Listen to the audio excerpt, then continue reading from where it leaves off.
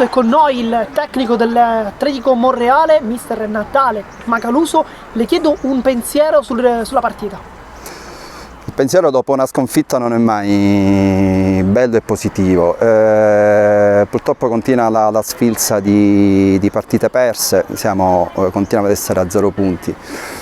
Io cerco sempre di prendere quel poco di buono che nelle partite accade. A differenza delle altre, comunque ho visto una squadra che ad ogni gol subito comunque ha avuto una reazione, cosa nuova che in realtà nelle partite precedenti non era mai accaduta. Quindi riparto da lì con la reazione positiva dei miei giocatori. È chiaro che poi subire, credo che siano stati almeno 4 su 8 gol su errori nostri del singolo, questo naturalmente nelle altre partite ha spezzato un po' le gambe. Oggi, lo ripeto, c'è stata una reazione. Poi è chiaro che negli ultimi minuti tenti il tutto e per tutto, giocando col quinto poi diventa una lotteria, nel senso che lasci la porta libera, quindi diventa anche facile per l'avversario poter fare ulteriori gol.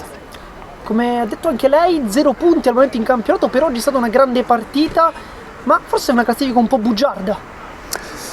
Sinceramente potrei essere di parte, ma vi dico di sì, perché comunque l'Atletico non è questo. Diciamo che il 70% dei giocatori sono quelli che l'anno scorso hanno ben figurato in C2 con la promozione e con la vittoria della Coppa Sicilia. Probabilmente è il nostro primo anno di C1 e l'impatto è chiaro, è completamente diverso, e forse questo è in maniera forse invisibile anche un blocco mentale da parte dei ragazzi. Io lo racchiudo in sintesi a questo: la consapevolezza che siamo in una categoria che obiettivamente stiamo scoprendo essere completamente diversa e molto più tecnica rispetto alla C2. Dobbiamo superare questo step. Se riusciamo a superare questo step e riusciamo ad aprirci e a giocare con più serenità, probabilmente andiamo via da questi 0 punti. Nonostante la sconfitta, uno dei migliori giocatori in campo è stato come sempre Toni Costanzo. Le chiedo un pensiero sulla sua prestazione.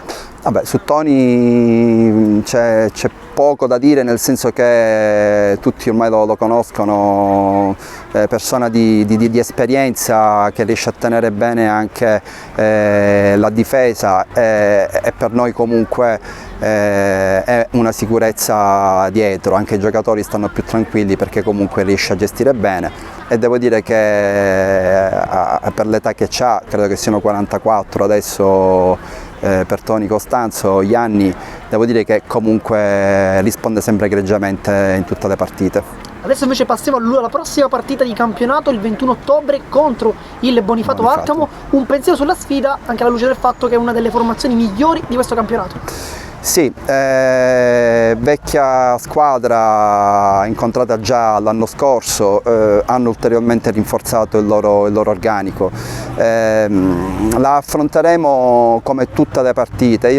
È chiaro, in questo momento non è solo l'avversario, in questo momento dobbiamo lavorare intanto a casa nostra per sistemare e aggiustare il tiro. Poi incontreremo il Bonifato, che comunque è una delle migliori squadre che pare che quest'anno ci siano in C1.